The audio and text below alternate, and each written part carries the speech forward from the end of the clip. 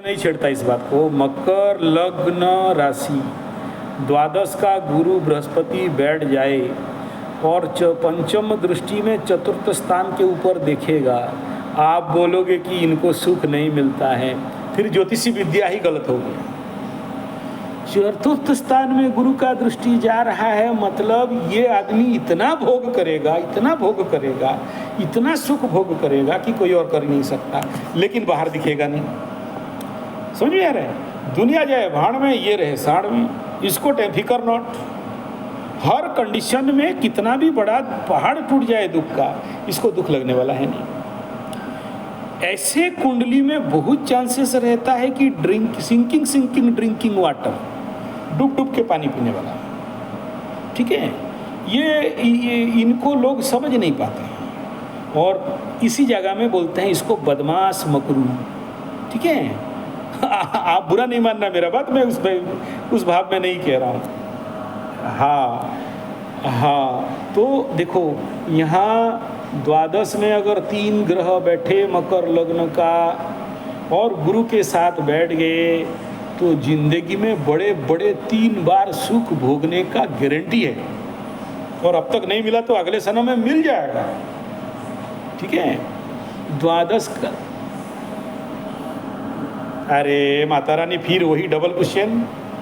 मैं बोला ना, भूमि भवन वाहन के घर को अगर शत्रु मित्र स्थान को गुरु बृहस्पति देखेगा कि नहीं देखेगा, देख रहा है पंचम का गुरु पंचम दृष्टि में, तो इस बारे में ना प्रश्न करना का हिमाकत छोड़ दो, भूल जाओ, सब दे देगा, उसका टाइम आने से दे देगा। लेकिन क्या करना पड़ेगा, द्वादश में बैठा है गुरु, तो ये ब्रह्मशाप दोष निपटाओ, 100% देगा।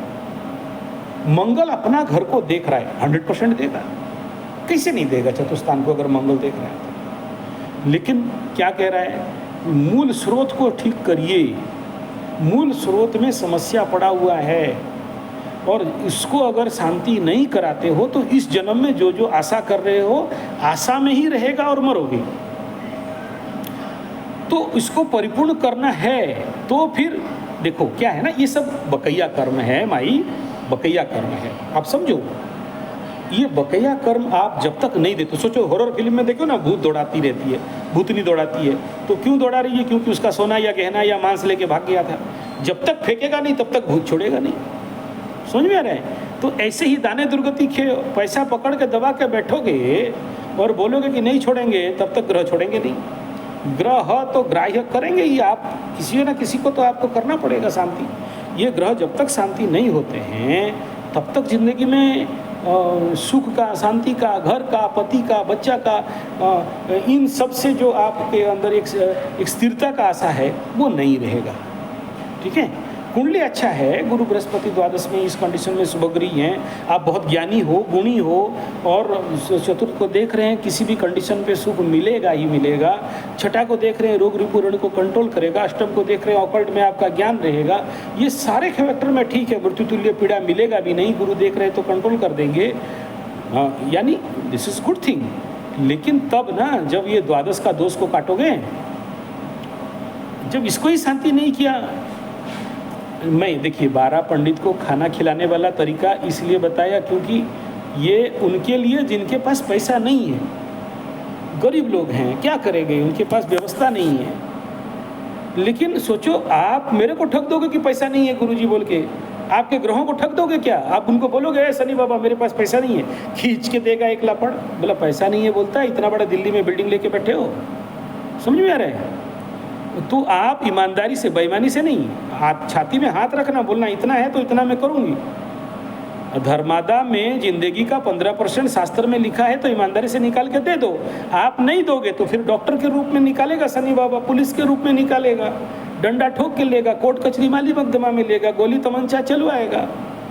समझ में आ रहा है? ईमानदारी से, हाँ ईमानदारी से दो, नहीं तो फिर वो निकालेगा। आप मेरे, हाँ नहीं मेरे से मत कराइए, मेरे से मत कराइए, मेरे पास मैं माई हाथ जोड़ता हूँ, मैं खुद का प्रेशर में पड़ा हूँ।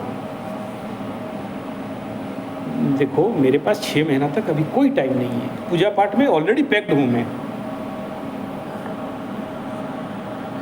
समझ रहा हूँ, मैं आपका गुरु हूँ, आप जो बोलोगे करोगे, पहले अपने लेवल पे। अच्छा चलिए मैं देख के बताऊँगा, अभी तो टाइम नहीं है मेरे पास, मैं बहुत मुश्किल से टाइम निकाल के आपसे बात कर रहा हूँ।